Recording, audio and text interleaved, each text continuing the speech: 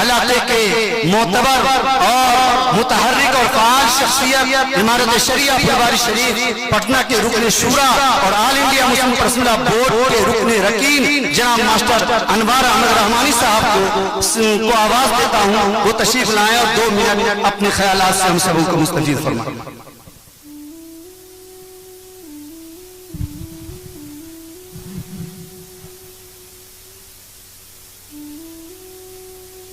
नहमदहु व नसल्ली अला रसूलिल करीम, अम्मा बाद। मेरे दीनी भाइयों, मेरे मिल्लत के नौजवानों, अभी मौलाना साबिर निजामी साहब बड़ी कीमती और कारामत बातें की। वो आपकी जिंदगी को खुशनुमा और हसीन बना सकती है और तौसाए आखिरत के लिए तो बेहतरीन नमूना बन सकता है। लेकिन कब अमल से जिंदगी बनती है जन्नत भी जहन्नम भी, ये खाकी अपनी फितरत में नूरी है न नारी। मैं उलमाए किराम स्टेज पे जो बैठे हुए हैं, अगर एक एक नाम लेकर करके मुखातिब हूं तो वक्त जाय होगा, इसलिए बेअदबी माफ कीजिएगा आप तमाम हजरात से कि ये जो रौनके स्टेज बैठे हुए हैं कोई मामूली हस्ती नहीं, ये मुकद्दम और मोतबर शख्सियतें हैं। और हमारे हजरत रहमतुल्लाह अलैह का अक्सर नसीहत हुआ करता था, बयान फरमाते थे इजलास में कि शख्सियतों की हिफाजत कीजिए।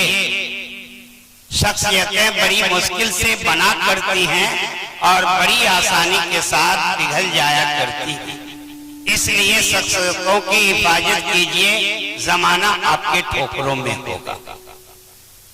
सुन लिए, यही रूए जमीन के रोशन चिराग हैं, हिदायती चिराग हैं।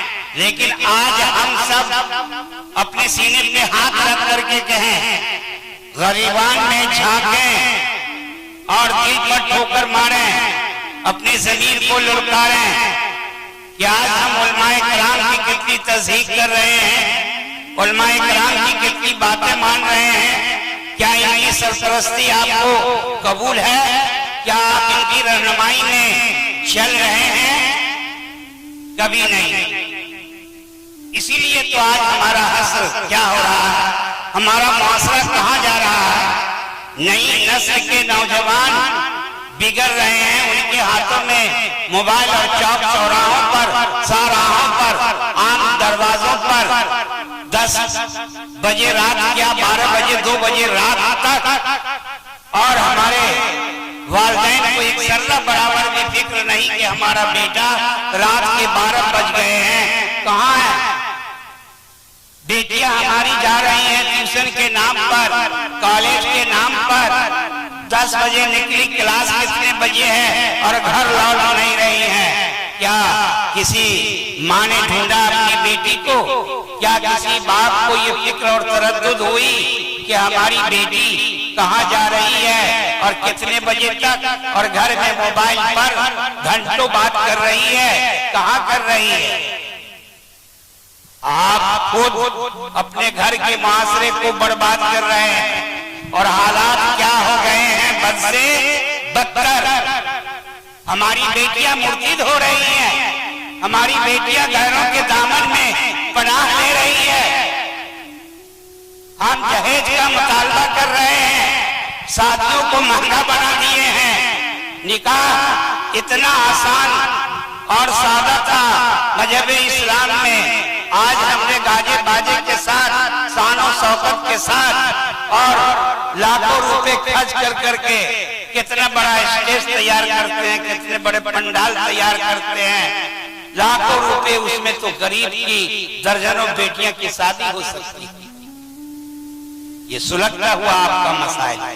All India Muslim personal board की तहरीक चल पड़ी है कि आसान और सादा और निकाह किया जाए और मस्जिद में निकाह किया जाए और बच्ची को घर बुला लिया जाए और हस्ते हैसियत वलीमा कीजिए। तो आज तो हम इन उलमाए किराम जो यहाँ बैठे हुए उनकी सरपरस्ती कबूल नहीं फरमा रहे हैं, उनकी रहनुमाई नहीं कर रहे हैं। आपके जितने भी मामलात हो समाजी, जितने भी मामलात हो घरेलू खानदानी, इन्हीं की सरपरस्ती कबूल कीजिए। सारे मामलात में इनसे राय और मशवरा कीजिए, आपको सही रास्ता मिलेगा। यही बातें मुझसे कहनी थी। आपसे बादब गुजारिश है कि नई नस्लों को बचा लीजिए, चाहे वो हमारे घर के बेटे हों या बेटियां हों।